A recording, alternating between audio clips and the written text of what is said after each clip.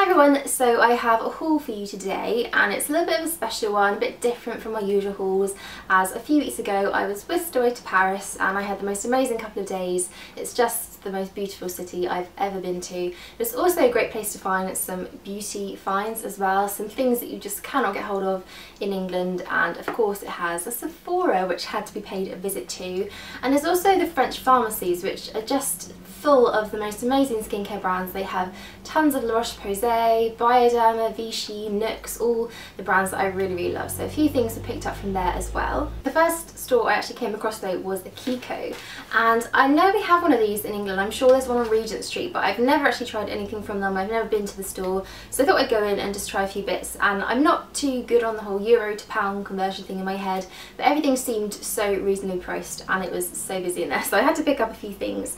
And the first thing I got was this lipstick that I'm wearing today, and I did mention this in a couple videos back. I think it was my holiday makeup bag, I was wearing it then, and it's just become one of my favourite lipsticks of the moment, and this is the Exotic Shine lipstick in Opulent Coral. I think the colour isn't actually written on here, which is annoying, but I think it's Opulent Coral. If not, I will write it down below. I'm not usually one to go for a glossy lipstick. I tend to prefer more of a matte finish, especially when it comes to a brighter lip, but this one just really caught my eye and I really have got so much wear out of it. I think it's a really pretty orangey coral, somewhere in between red and orange, the perfect kind of colour that I love, and it just goes on really smoothly as well. With some Shine lipsticks, they tend to be a bit patchy on me and they can cling to dry patches, but this is really moisturising, it lasts a really long time, and I really like it, so I'm glad I got that. And I think it might have been from a limited edition, so you may not be able to get this exact colour anymore, but I'm sure they still do the Exotic Shine lipsticks. And then another product that I got from their summer collection was the Colour Shock Long Lasting Eyeshadow, and this is a cream shadow. It's almost like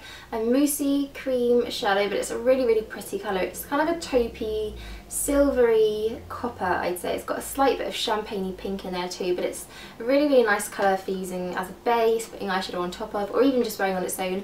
It's got a really lovely metallic-y finish to it, so I really like that, and I should have got more colours because I think they were even half price as well, so this probably cost about £2 or £3, which is amazing. And then the last two bits I bought from Kiko were these two eyeliners, and I've been looking for a kind of coppery bronze pencil eyeliner for such a long time, but I've not really found the right colour until I saw these two sitting on the stand, both absolutely perfect, so I had to get both of them.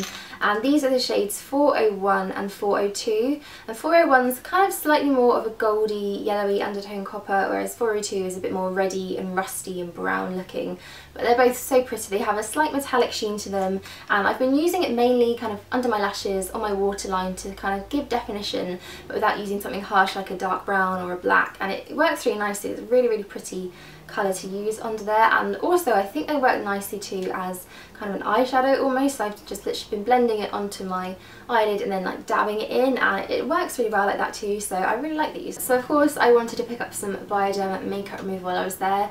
You can't not pick up Bioderma while you're in Paris, and I really wanted to find the pump version instead of the pour out one. So poor Darren, I dragged him to every single pharmacy we saw, and there are a lot of pharmacies in Paris, but I finally found what I was looking for, and it's this rather interesting looking contraption, and basically all it is a wider lid with this little pump scoop at the top, and you just press your cotton wool pad down and it just distributes a real even amount of the product on there, so you don't waste any when you're pouring it out, and it kind of gets it on the whole cotton pad, if that makes sense. Basically just a lazy girl's option for Bioderma. This was slightly more expensive than the regular Bioderma, but you know, because of the fancy lid I'll let that slide, but I think I'll just keep hold of this bottle and then pour whatever new one I have into this so I can use a little pump, which is really handy. I also picked up a little tube of Homeoplasmine. I also picked up a little tube of Homeoplasmine, which is basically the French pharmacy's answer to Elizabeth Arden's 8-hour cream. As much as I love that and it works amazingly well, the smell really just gets to me, whereas this one is scentless, clear, doesn't have any kind of scent to it, and it works just the same. It's kind of for dry lips, dry patches, cuticles, irritation, burns, anything you can really think of. It's just a multi-purpose balm and it works really well, and I think it's really cheap. This was about €4, which is maybe £2 or £3. I can't really do the conversion in my head, but yeah, really cheap, really cheerful, really good balm. And then the one product that I probably would have left all the rest behind for, the one that I've been dreaming about buying since I knew I was going to Paris, is the Roche-Posay Serozinc. I can't believe I finally have my hands on one of these. Never has a toner caused so much excitement in me. I think it's been so talked about, so hyped, but it's so hard to get hold of, and I know you can order them from eBay, but I've always been a bit dubious about doing that, and I just wanted to pick it up from a shelf and buy it myself. What it is basically a zinc sulfate solution, and it's supposed to be very toning and soothing, cooling, and I find this is a really nice product to use in the mornings when I've cleansed my skin and it's still feeling a bit groggy and tired. I just spray this all over and it just kind of wakes me up a bit.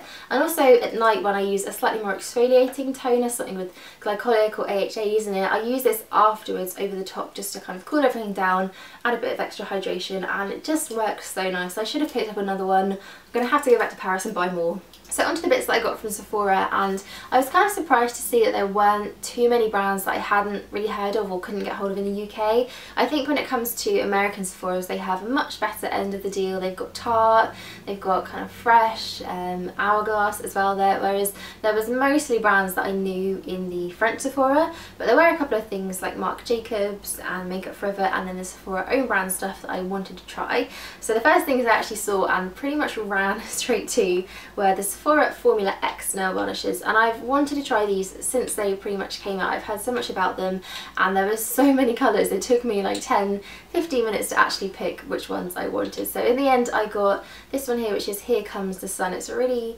pretty kind of corally shade, and then a neutral one which is called Monumental, and this is kind of like a nice beigey pale neutral, which is the kind of shade that I really like. So those two, I haven't tried this one yet. I've worn this one, I took it on holiday with me, put it on my toes and my fingers and had it on for about 2 weeks, and I had to reapply it quite a few times, and I did find the application was really hard.